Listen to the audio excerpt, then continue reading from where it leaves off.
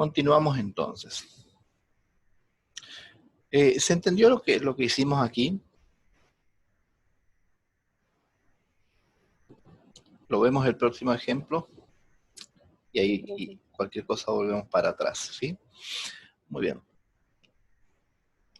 Entonces, tenemos otro ejemplo en donde nos dice que determine la ley de velocidad y la constante de velocidad de la reacción del anión peroxidisulfato. Este es un anión que lo van a trabajar ustedes en química inorgánica, con el anión yoduro a partir de los siguientes datos, ¿sí? El yoduro nunca está como yoduro, sino que en realidad está como triyoduro, ¿cierto? Pero bueno, en este caso el yoduro está proveniendo de otro lugar.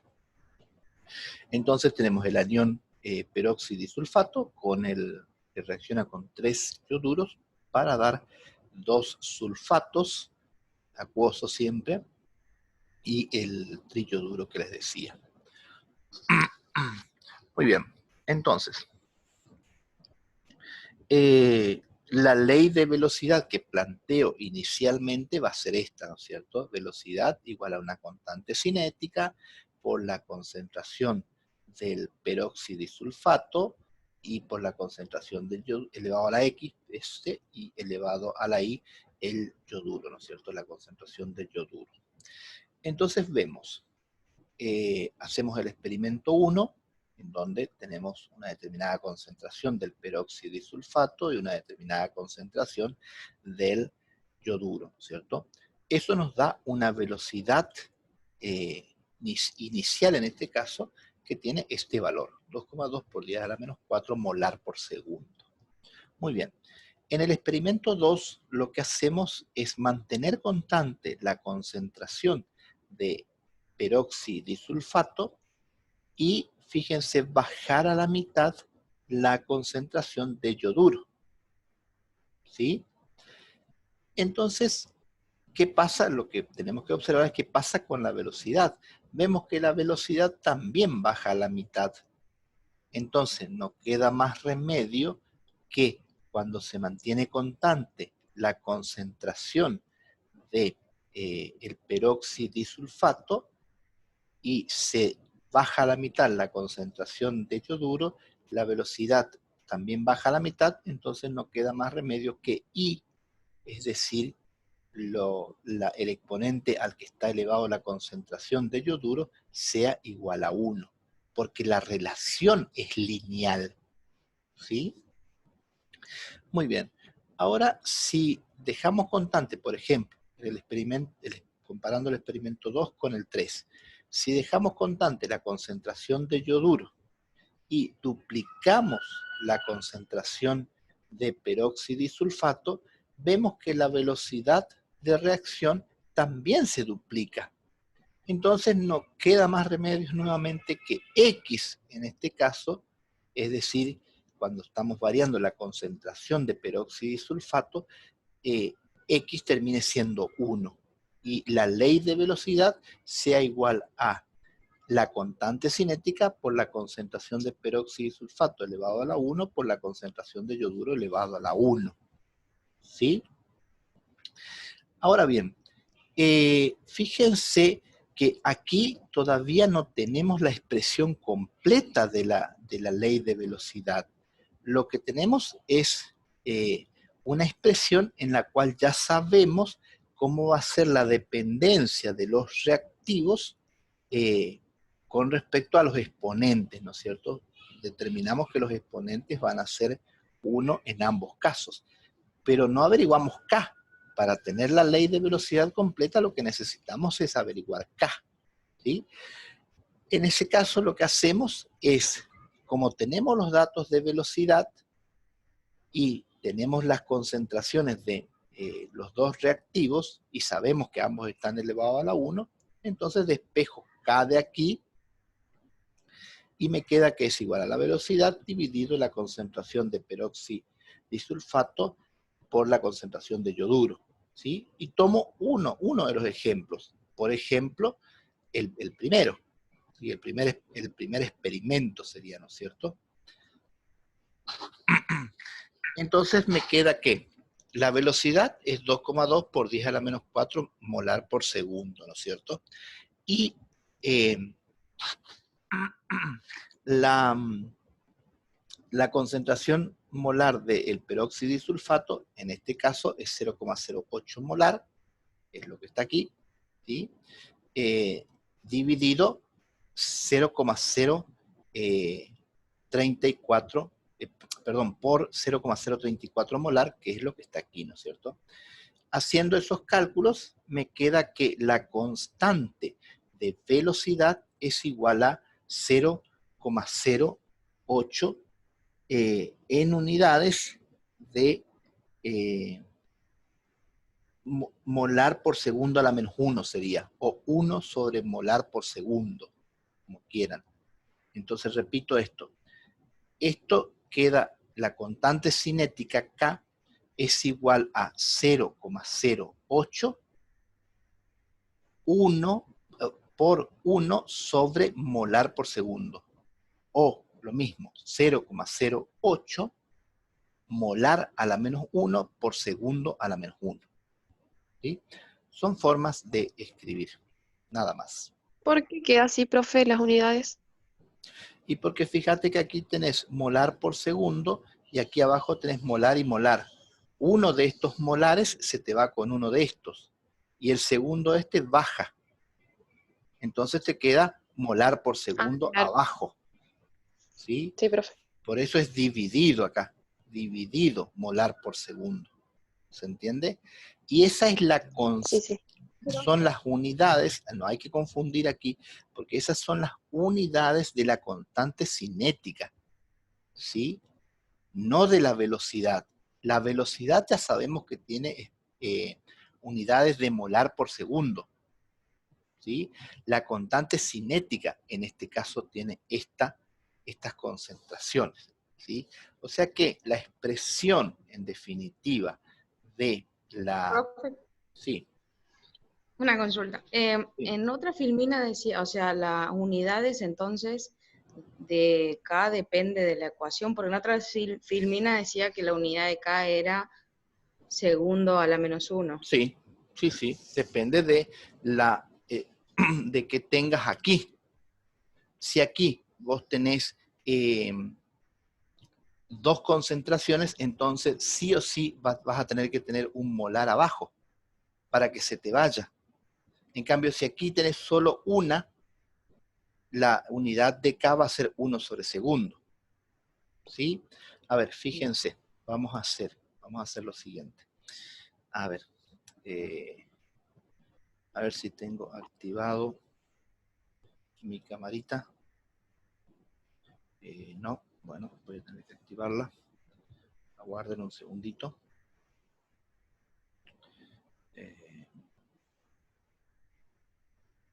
Voy a activarla. A ver si está. Ahora ven la pizarra ustedes. Sí, profe. Bien. Sí, profe. Entonces, nos había quedado la expresión para que ustedes vayan completando en su carpeta. Nos quedó la velocidad es igual a K minúscula, le suelo hacer así yo, por la concentración del peroxidisulfato, díganme si estoy poniendo bien la fórmula, por la concentración de yoduro. ¿Sí? Y por otra parte, nos quedó que K, el valor que obtuvimos para K, era de acá, K 0,081 sobre molar por segundo. ¿No es cierto? Así les quedó, ¿verdad? Sí, profe. Sí, profe. Bien. Entonces, para terminar de escribir la ecuación, fíjense, nos va a quedar la ley cinética para esta reacción nos va a quedar que es 0,08 1 sobre molar por segundo por la concentración molar del peroxidisulfato por la concentración molar del yoduro. ¿Sí? Ahora fíjense que si nosotros, esta es la ley de velocidad, ¿sí? No hay dudas sobre eso, ¿cierto? Esta es la ley de velocidad. Bien, ahora si hacemos el análisis dimensional para la ley de velocidad, nos va a quedar, fíjense, 1 sobre molar por segundo, que tenemos aquí, por, esto es concentración molar, o sea que ¿en qué va a estar dado? En molar, ¿no es cierto? Por, esto también es concentración molar, o sea que va a estar dado en molar. Entonces, un molar con un molar se va, y en definitiva me queda que las unidades de velocidad son molar por segundo. Esto creo que era lo que estaba preguntando, no sé quién era. ¿Sí? ¿Se entiende? Las unidades entonces de la velocidad están dadas en molar por segundo, como siempre. Entonces de ahí sale que las unidades de la constante, en este caso, es 1 sobre molar por segundo. ¿Se entendió? Sí, profe. Sí, profe, una pregunta. Sí, claro. Si uno de los reactivos permanece constante y el otro se duplica y la velocidad se sextuplica, Ujú. ¿el orden sería 3? Si es si se sextuplica, si vos triplicaste la concentración y se sextuplica, ¿así me dijiste? Si se duplica la concentración Ah, del reactivo y se y se sí, duplica la velocidad, sí, entonces el sería orden es 3. 3, sí. Y si Y si se se triplica, cuadruplica, claro, y si sería 2. sería 2, sí. Y si se triplica, Entonces sería un valor fraccional sería 1,5, por ejemplo. 3 medio, sí, Ah, está bien. Gracias, profe. sí, muy bien. ¿Se entendió Profe, entonces? Sí.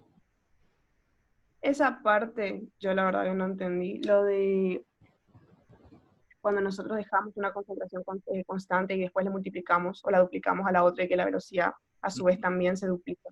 Ujú. O sea, me cuesta entender lo del orden, porque como yo sé que en orden 1, o sea, x igual a 1 o y igual a 1. Y porque fíjate, si vos mantenés, por ejemplo, acá entre el experimento 1 y 2, ¿sí? Mantenemos constante la concentración de peróxido y sulfato. Entonces, esto es constante, ¿sí? Lo único que vamos a variar es la concentración de yoduro y ver qué pasa con la velocidad. Entonces, si tomamos esta como base, la segunda, vemos que la concentración de yoduro es 0,017 molar. Si ahora la duplicamos a la concentración, ¿sí? Duplicamos esta concentración y vemos que la velocidad también se duplicó, entonces, si esto era constante, cuando duplico esto, esto también se duplica, no queda más remedio que I sea 1, ¿sí? Porque si fuera distinto de 1, cuando duplico esto, por ejemplo, si fuera 2, cuando duplico esto, si esto fuera 2, esto se va a cuadriplicar.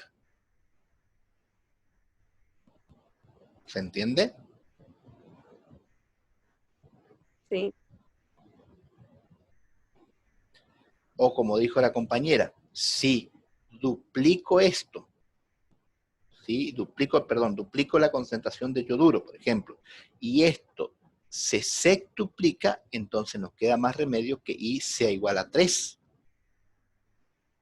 Porque esto y esto es constante. ¿Se entiende?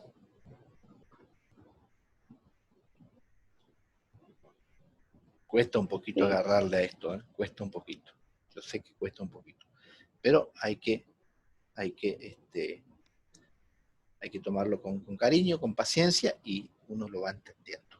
¿Mm? Profe, ¿siempre se duplican las concentraciones de reactivos para sacar el orden? Y es lo más normal, digamos, que se duplique, pero también se puede, en lugar de duplicarse, se puede colocar, poner, qué sé yo, 1,5 veces, o números fraccionarios, digamos, en lugar de números enteros. En lugar de duplicar, poner un número fraccionario, por ejemplo, 3/2. ¿Sí? Eso depende de la reacción y del experimento, cómo lo estés llevando adelante. Bien, continuamos un poquito. A ver, nos queda interpretación de la molecular de las reacciones. Tenemos dos teorías para ello: la teoría de las colisiones y la teoría del estado de transición. ¿Sí? Muy bien.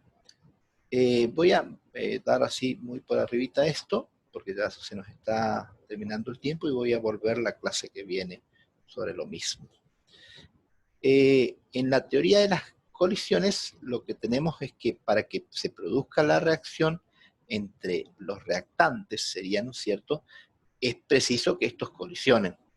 ¿Sí? Chocolate, ¿no es cierto?, por la noticia. Obvio, si no se juntan, nunca se va a producir una reacción. ¿Sí? Ahora bien, la velocidad es proporcional al número de colisiones que se produzcan entre las moléculas, ¿sí? Y aparece un concepto que es la energía de activación, que ya vamos a ver con más detalle, ¿no es cierto? Eso en cuanto a la teoría de las colisiones. En definitiva, nos dice que para que ocurra la reacción, los reactantes tienen que colisionar, ¿sí? Y aquí vemos, bueno, una figurita de cómo serían esas colisiones, ¿sí? En la teoría del estado de transición, lo que plantea es que los reactivos comienzan a reaccionar y se produce un estado de transición en el cual los reactivos están ahora, pero de forma inestable, ¿sí? Y estos reactivos van a terminar pasando a productos, pero antes tienen que pasar por un estado de transición cuya energía es superior a la de los reactivos, ¿sí? Muy bien. Y luego ya vienen otras cuestiones que las vamos a ver la clase que viene. Voy a detener aquí la grabación.